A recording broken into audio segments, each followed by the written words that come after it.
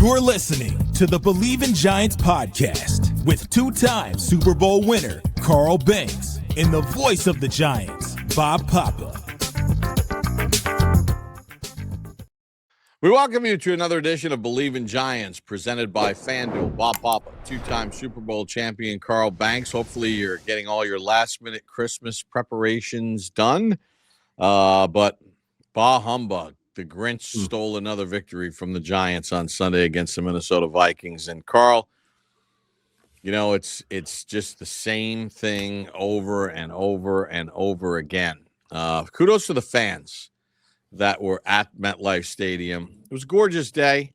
I know a lot of people didn't stay, but after the snow the week before, the fans were enthusiastic that were there. They were dressed up in Christmas stuff. They had their Giants gear on. Just sorry that I had to sit through another kind of effort where they do some good things, but they do enough bad things to cost them games. Listen, this is the team that can't get right, Bob, and you look at guys and you see these tremendous plays. The defense, I thought Charlie Bullen called another good game, had a plan for Abdul Carter, and people now we can see what it looks like when you give a kid that has his skill set a plan.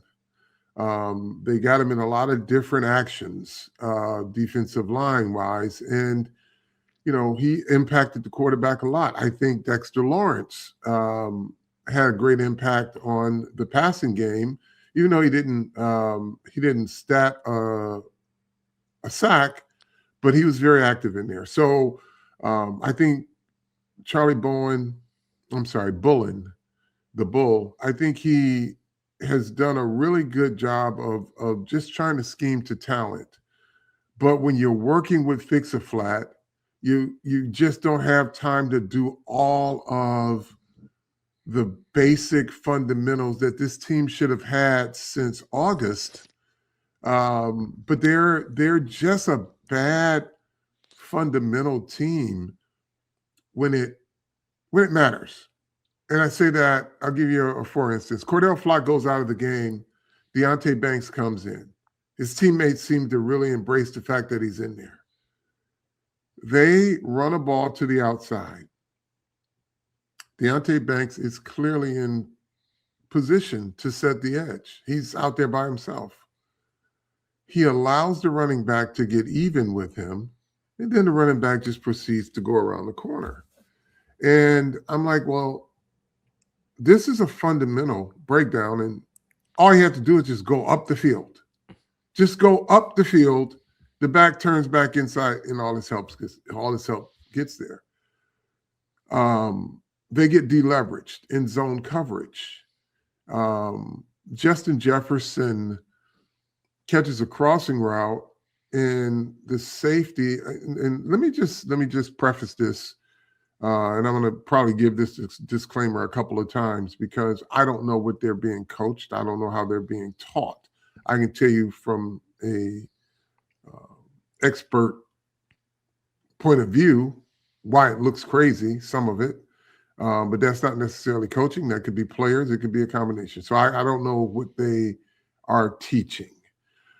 But on a Justin Jefferson crossing route, you got the backside safety who opens up and turns his back to the slot, and he's watching the number one receiver, which I don't think he's a bigger threat than Justin Jefferson to begin with. But and Justin Jefferson just runs into the window, and the backside safety who should be able to see it and break it up had no idea he was running towards him. So I look at plays like that, and I'm just like, hey, look, man, Charlie can only do so much right now, but these bad habits, whatever, was not emphasized. I don't even want to say it hasn't been taught. It just hasn't been ingrained in this team because every time you got to have it, they don't. And the play that summed it all up to me was the 3rd and 6. Got to have it for the Vikings. You guys can get the offense the ball back. And they just got it. You know, when Minnesota needed to run the football, they got the play that they wanted. And I just want to go over this because this particular play, Marshall Green and a few other people asked me what I thought about it because they say, oh, look at Dexter Lawrence getting blocked by a backup center. And so I went and looked at it, and my first thoughts were, okay, it's a run stunt. He and Elijah Chapman are on a run stunt. Okay. I'd say this as a general rule. If you're in a run stunt and you don't get penetration across the line of scrimmage, you get washed. That's exactly what happened with Elijah Chapman. He got washed from one tackle to the other tackle, clearly across the ball. And then I looked and I said, well, I've seen this same thing from Dexter last couple of games when they do this. And I says, well, he's smart enough to not make the same mistake twice. So I look at it and I'm like, oh, he's in a stunt. He's, great body position. And then I look at the guy on the other side of him, Roy Robinson Harris. They're both doing the same thing. So they're stunting and then they're locking out. So I said, okay, so looks like the technique that they're asking them to play, 3 of the 4 guys were doing it, or 2 of the 3 guys were doing it. And so I went back and I said to Marshall and everybody else asked me, I'm like, looks like Dexter did his job. Looks like Roy Robinson Harris did his job. But then there's Elijah Chapman. He got washed. And he got washed and made the hole so big, the safety and the linebacker could not even fill the gap. That's how wide it was, right? So they stunt the defensive edge out and they fill with the safety.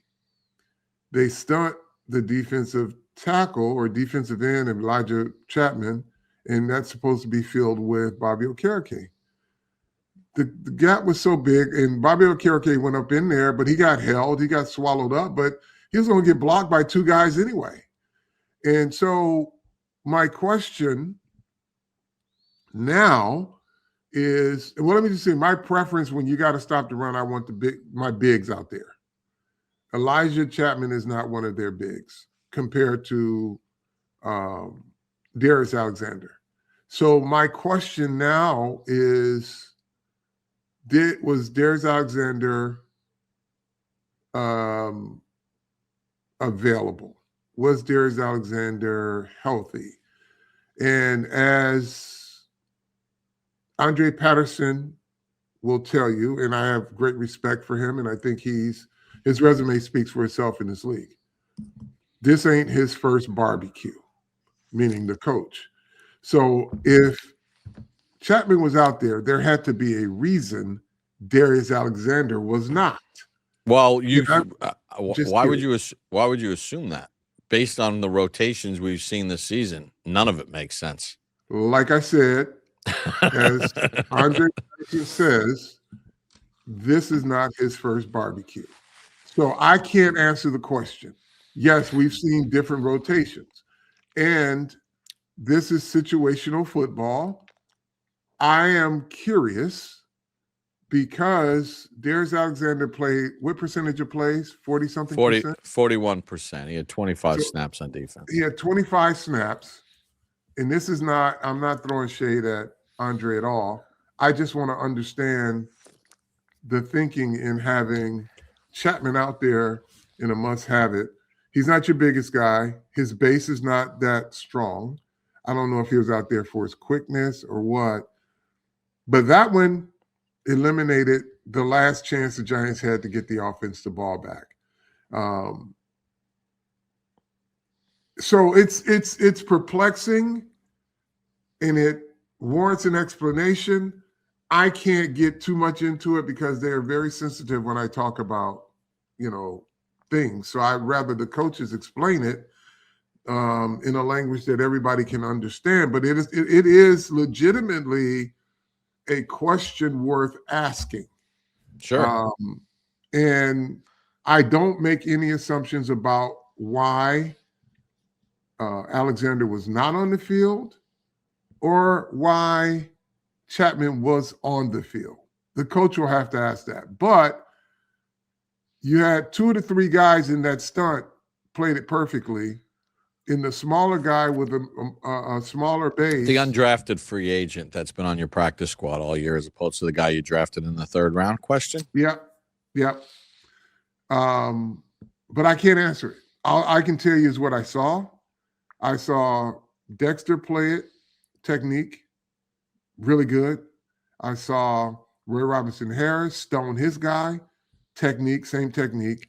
And I saw Elijah Chapman, and I can guarantee you, whatever they were coaching him to do, that wasn't what he was supposed to do. He just got wiped he got wiped all the way past Roy Robinson Harris.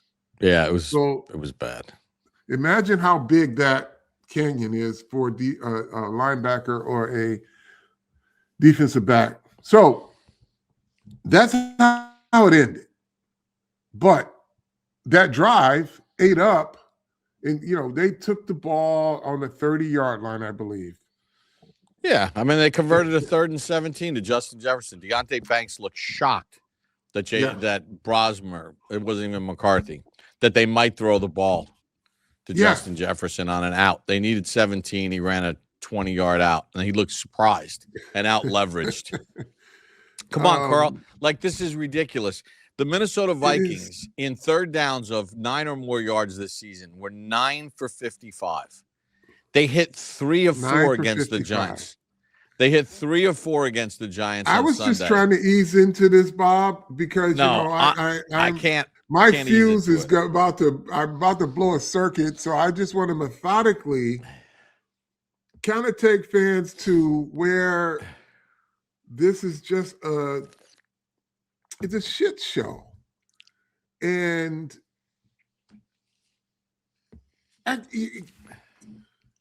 you start at the 30. They take the field. Now, clearly your offense is struggling.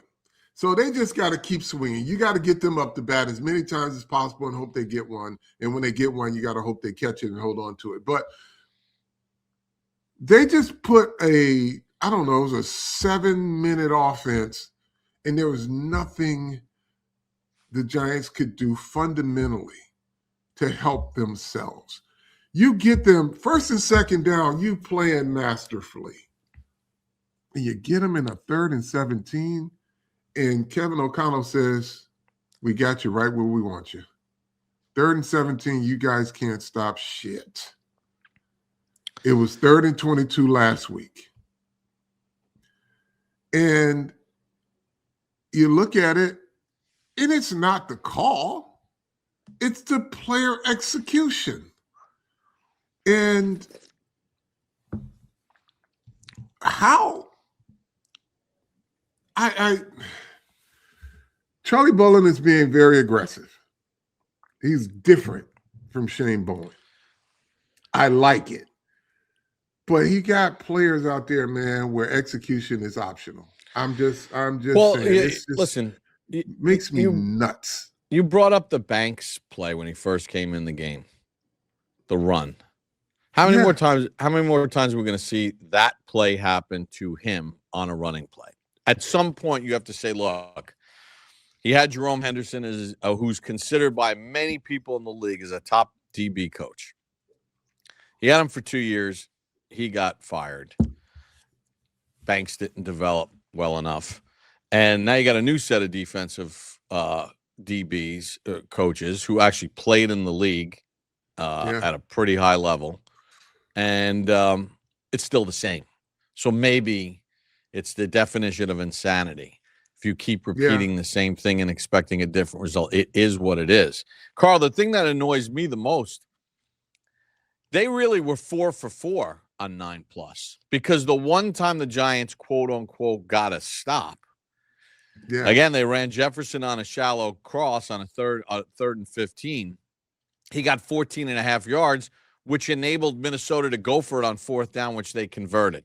So officially it's a stop on 3rd down, but it really wasn't a stop. Like they can't, the tackling is so bad, even on the McCarthy touchdown run. I mean, this is fundamentally inept. Things that should have been in place starting in August. It's just hard for me to diplomatically say things that it's just apparent. It's a shit show, and I feel bad for Charlie Bullen. I mean, he's changed some things, but he just can't. He cannot deprogram these fucking bad habits from players who should be better and are better. But I take that back. They're not better. They should be better. Like, folks, if you were to stand on that field and watch pregame warmups and you had never seen Deonte Banks a day in your life, you'd be like, oh, this guy's a motherfucker. He's big. He's strong. He moves well. Lights come on and he just plays whatever the fuck he wants to do. I'm sorry. Like, the most basic fundamental, they run a play to you, your first play in the game. Why would you let a runner get tired when you have the leverage? There's an outside run to you. You have the leverage. Just go up the field. You don't. You let the guy get, it's almost like you're teasing your kids. And I'll get you in a foot race. You start now, and then when you get to me, then I'll start. But Carl, right. Kevin O'Connell is a really good, skilled play caller. He's had a lot of success. You don't think that in their film study, as soon as they saw Banks come in game, they're like, we're running it left. But this that wasn't by chance. Right, but it wasn't even a challenge to Banks. This is so as fucking routine as you can get. You're out on your island. Just go up the field and turn the guy in. You make your job so much easier because everybody else has to help you now. You sit and let a guy get even with you when you are 5 yards away from him when the play starts, 7 yards away. You see the ball coming. There's not even a lead blocker, Bob. This is the thing that drives me fucking nuts. You didn't have to deal with a blocker. You're dealing in space. Go up the field, turn the guy in. But no, you sit and you wait, and then the guy goes and just blows right by a roadrunner coyote. You're the coyote.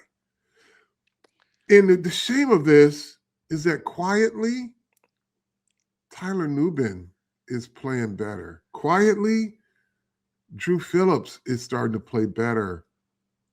But these guys don't get you what you need when you need it. I would not get rid of Dane Belton, but I got to get Dane Belton just to have better situational awareness. He's a box safety. But he's even in the box, he's got to know. He's got to know. But he's a detonator, and I think he has a role on your defense. But your better players just don't make the plays when you need them to make the plays. And it's that leads us to the next thing, which is the regression of Jaxson Dart. And listen, here's what I think about that. It happens to rookie quarterbacks as more and more film is put out there, as the rookies play more and more games. They game plan a little bit differently. Minnesota did a great job yesterday, and New England prior to that, and Washington. And Patrick Graham will do the same thing next week. So what they did is, if you notice, Jaxson Dart's ability to run in off-schedule plays has become minimized in a lot of ways. They did a great job, Minnesota did, of making sure that when they got pressure on him, that everybody maintained their passing lanes, so that when he looked to escape and run, something that the Giants are not very good at, when he looked to escape and run, there was always someone getting a hand on him. He never really had that unfettered. He could take off and gash you for 15 and keep a drive and momentum going. So that's part of the process. And then again, you and I talked about this moving forward. Knock on wood, Malik Neighbors gets healthy and can be back to being the Malik Neighbors that we saw in Dallas this year, and what we saw last year. They got to get some more wide receivers in here. Like, you just can't keep rolling out guys who are just keep dropping passes in big spots, just passes being dropped. Inconsistency. I mean, I know Isaiah Hodgins. He's a great story. He's a great guy. And I know that his first game after 5 days, he came off the Steelers practice squad and he was able to contribute. But for fans out there thinking that that's an answer to your future, you're kidding yourself. I mean, he was been on practice squads the last couple of years and never got activated, including on a Pittsburgh team that needed receivers. He's a nice story, and he had that 100-yard receiving game against Minnesota, but you're rolling out receivers out there that are not, they don't make differences. Wan'Dale's having a great year. He has a role. The Slayton thing, the re-signing to the 3-year deal, that's going to be something that is going to hang over them with the money that they got tied up into that. But Jaxson Dart needs help too. Yeah. So as much as people will focus on the struggles of Jaxson Dart, a lot of that has to do with what he was looking at. I mean, Brian Flores gave him a master class in just, arithmetic. Like, bro, they showed a lot, changed a lot. He tried to take as much of the play clock as possible to see if they would declare they're seasoned over on the other side of the ball. And when he thought he had something, it wasn't there. And I think the fact that they were able to run the ball successfully, they should have been able to play action, because if you can run the ball, you can get those guys stuck where they are. But if you're not going to play action, and every time you pass, you want to do it from shotgun, it's pretty easy for them. But if you're under center, you run and you play action, you don't allow the safeties to go back to where they can defend the pass. And to your point with these receivers, Darius Slayton is officially inconsistent. Like, I know he doesn't want to drop footballs, but you got to make plays. I don't care how much money he makes, if he makes $36 million or $36,000. You're out there, you got to make plays when the plays come to you. And especially when you got to have it. But this isn't just this year, Carl. That's what I say. You're officially inconsistent. And the situational awareness of your offense is struggling. And he wanted to catch the ball and run with it. Didn't happen. Theo Johnson, you're young, but you got bad habits, bro. You're about to become the unreliable one. You got to get it together. But they were outcoached and they were outplayed. The offense really didn't have anything going but the run game, and then strategically, you get in a 4-down situation and you got, I think it was 3 yards to go, and you pass on both of them. You get stoned on one, incomplete on one, and then your quarterback gets stoned on the other one with a sack. And I'm like, well, with the success that you have running, why not hand that ball off one time? You got to go for it on 4th down anyway.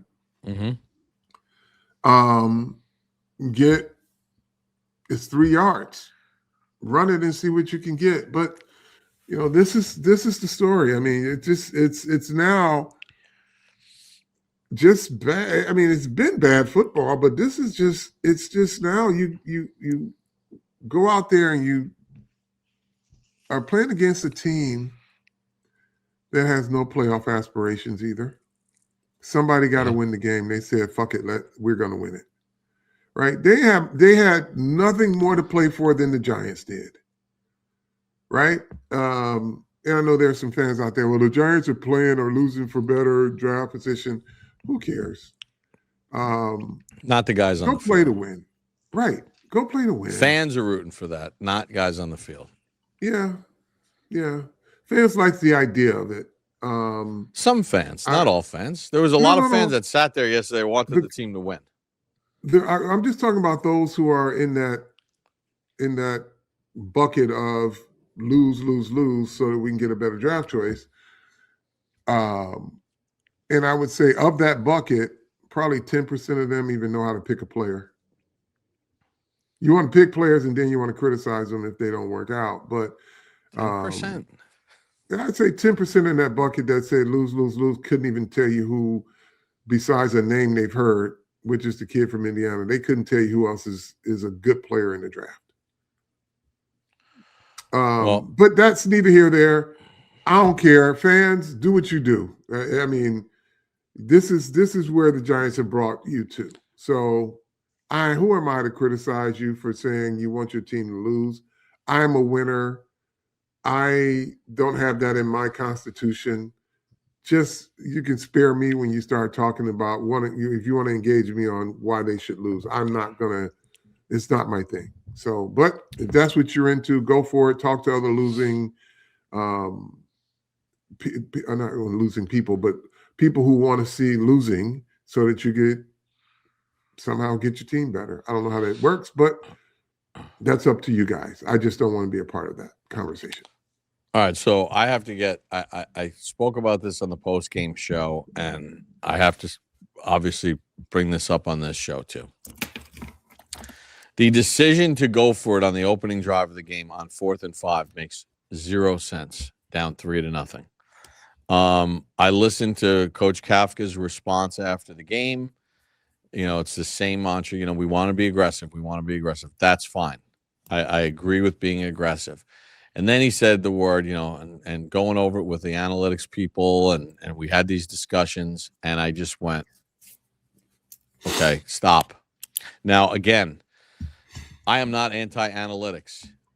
I have always said since the late 1800s, when Major League Baseball started, batting orders are made based on analytics. Analytics, yeah. Your number one starting pitcher is based on analytics. Who has the better numbers? Analytics have been a part of the sport forever. Tom Landry, as a player coach with the Giants, used analytics to devise the umbrella defense to stop Jim Brown. The great Paul Brown used analytics from an offensive standpoint to create what we now know as the West Coast offense. Analytics have always existed in basketball, going back to the 60s and 50s and my beloved Knicks of the 70s.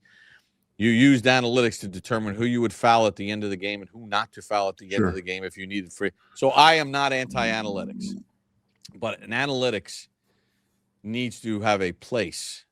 There's a time and a place for analytics. And you cannot tell me when you are going against the number 2 ranked red zone defense in the National Football League and the number 6 ranked third down defense in the National Football League with the ball at the 10-yard line on a cold, windy day against a quarterback who has given the ball away a mind-blowing amount of times. And you know what the weather conditions are. If it's 4th and 1 at the 10, 4th and a half yard, I'll buy the analytics. It says you should go for it here. But under what metric do you think that going for it on 4th and 5 at the 10, where this ultra-aggressive defense now only has 20 yards of field to cover? It's not like the ball is at the 35 where there could be a ball over the top, a la A.J. Brown and what Philadelphia seems to do all the time. You're on a compressed area, so that makes it even more difficult. You have less space to work with. Kick the field goal, make it 3-3. Do not tell me analytics. Analytics is not factoring in the Vikings red zone defensive stats, the Vikings stats on third and fives or fourth and fives, and the Vikings third down defense stats. It's giving you, well, here's what the stats say, why you should go for it on fourth down on the opening Probabilities, drive of the game. right?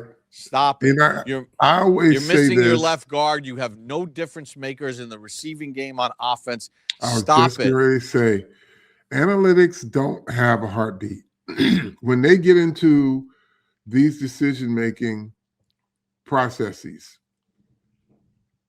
they don't say, well, our starting left guard is out. We're playing with a backup. The analytics folks don't game plan.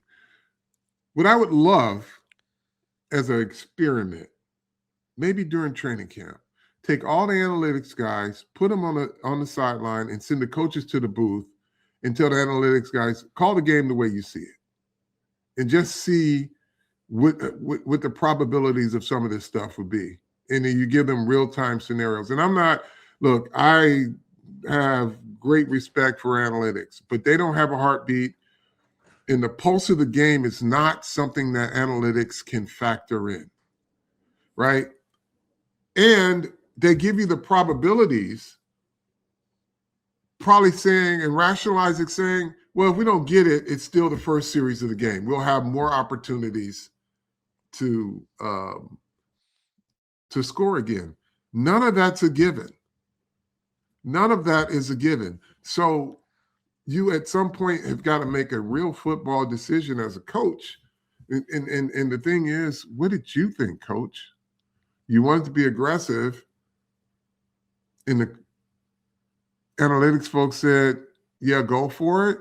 Or did you say, I want to be aggressive, but maybe I should take these points because I'm here in real time looking at this, my offense struggle. I get down here.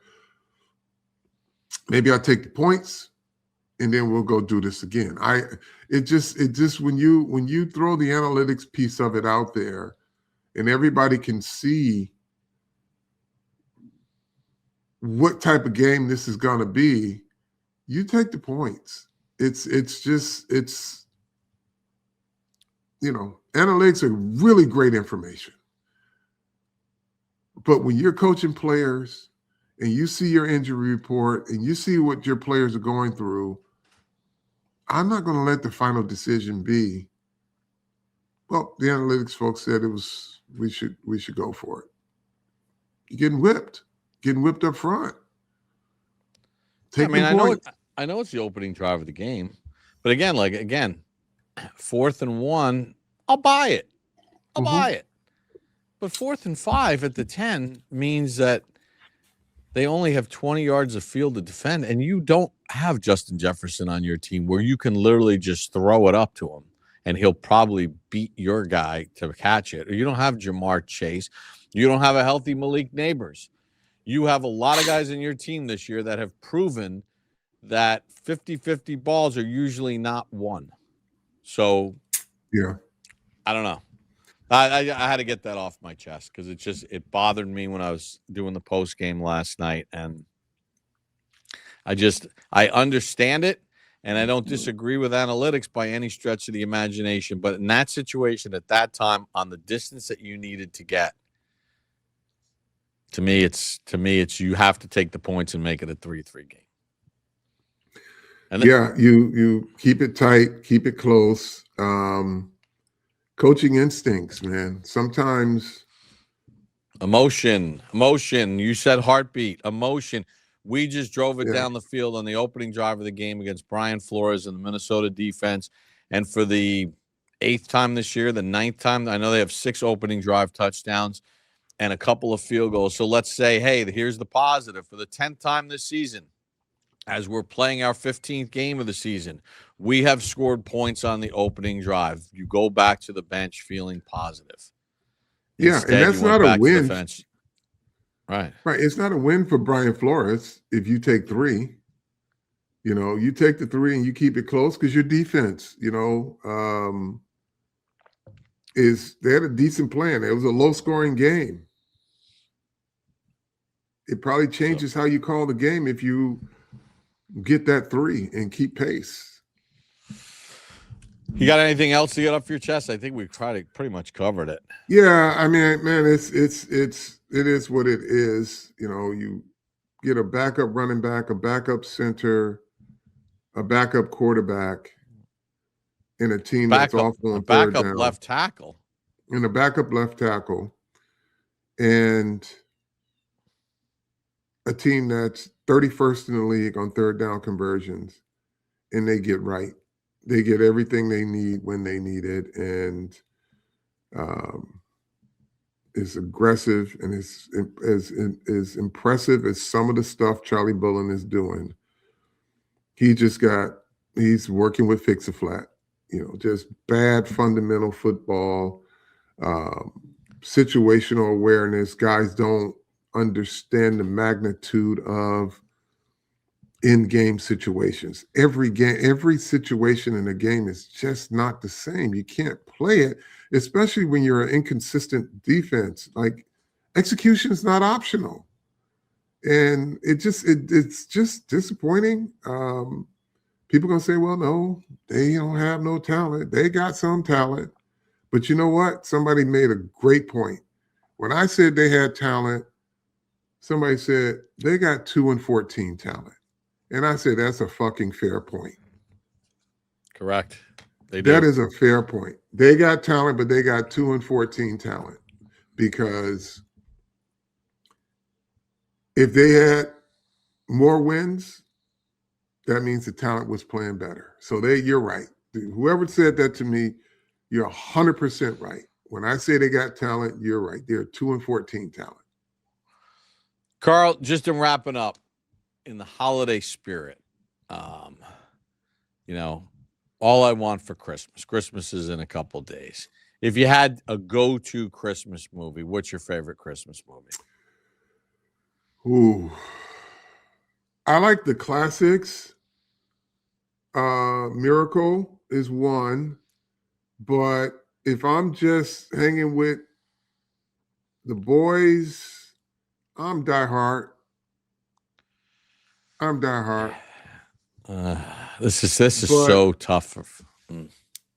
But like, I love Pocket Full of Miracles is one of my favorite classics. I love the classics. I would watch right now. I would turn on Turner Classic Movies and watch all day, just Christmas movies. Right, like I could watch the animations from when I was a kid of Rudolph, Santa Claus is coming to town. Like I could watch those in a loop. Yeah. But if I had to go movie, the first Home Alone, obviously the classics. It's hard to say no to the classics. Yes. The first Home Alone. How's that? That is. And then Elf. That is Elf is Will Ferrell. Elf. I mean, that one. I mean, there's so many good ones. Die Hard is definitely the different version of the Christmas. But think about like Elf is now a classic, and it was a really good one. And Home Alone is a classic. And you have to put those up there now with A Wonderful Life, Miracle on 34th Street, sure.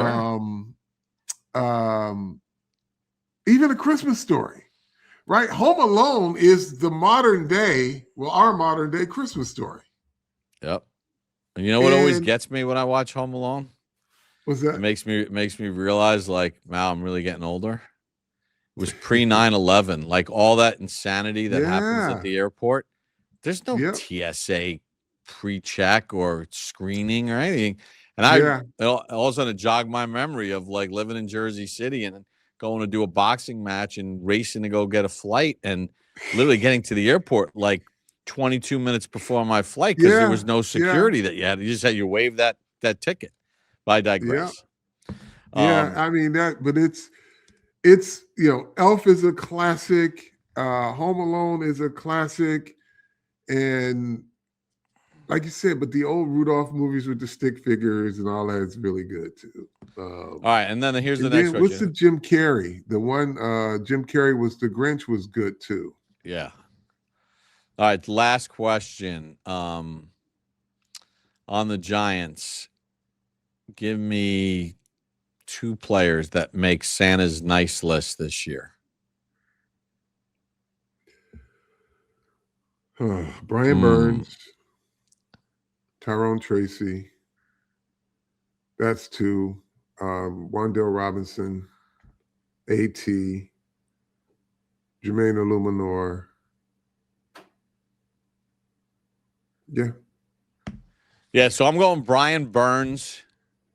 I'm going the whole offensive line. I think as a group, they're on the Santa's nice list. Yeah. I'm going to give Wandale Robinson some props for. I mean, he's like he takes a licking, keeps on ticking. I mean, look, hands are a little suspect at times and all that other stuff, but man, he's a resilient fella. And obviously Brian Burns and the year he's had. And again, I know I took some shade because I reposted this thing from the Giants about Bobby Okereke because he's the Giants nominee for the Walter Payton Man of the Year award. And some people on social media like, how could you be reposting that? We need a new inside linebacker. I'm like, this has nothing to do with football. And it was like, yeah, but he still misses too many. He's cooked. He's not. I'm like, it has nothing to do with football. What this guy does off the field to impact his community in his hometown and here in the New York metropolitan area, and his tireless effort. I'm not going to stop pounding the drum for Bobby Okereke for the Walter Payton Man of the Year. I don't care if there's a segment of Giants fans that can't stand the way he plays, thinks he's no good anymore, thinks the team needs to move on from him next year, thinks he's not, thinks he's a shot player and a shell of what he once was. We're not talking about that. We're talking about the Walter Payton Man of the Year award. And he makes my nice list for what he does off the field because he affects a lot of people with what he's doing. He's got an outstanding character. Are there some things that he can't do? Bobby Okereke. Bobby Okereke. Yeah, Bobby O, great character. Are there some things he can't do like he used to? Sure. You can say the same thing for Bobby Wagner. But put another guy next to him. And I'm not, listen, I think he's still an NFL player. He's not as shot as you think he is, but he looks shot in this mess that they got right now. He's still a high volume tackler. And that's one of the things you have to look at if you're evaluating whether a linebacker plays, whether he can still get to the football and whether he can tackle. He can still do that. But there are some limitations. There's no sugarcoating that, but he's an NFL player. I think he has a spot on the NFL roster for the next 3 or 4 years. We'll see if it's on the Giants or not. But, they've got to upgrade anyway. They got Micah coming back from injury. But what I'd like to see, which I'm sure we will, is competition at some of these positions. Like, no disrespect, and I'm so happy that he's getting the experience that he's getting is Darius Muasau. But you need competition. Competition for who's going to be a starter, not a guy who gets to start because everybody else got hurt. Right. So and he's maturing, he's getting better, but he's limited, and that's okay. He's getting great experience, and I think he should be on the team. But when you're talking high level, you got to have higher level players. Yeah, and there'll be a new coach to determine who stays and who doesn't. Yeah, but my whole thing about Okereke was I don't give a crap about the football. I give a crap about what he's doing off the field, and he's the Giants nominee, and I'm gonna keep pushing for him whether you like it or not out there. So he's earned that respect. So Merry Christmas, Carl, to you and your family. Happy holidays. I guess later in the week, Friday, we'll do a preview for the Raiders game. Tell a friend to tell a friend. That's why we like to end it, right? Carl, you always take us to the end. Yes. Tell a friend to tell a friend. Believe in Giants. Giants.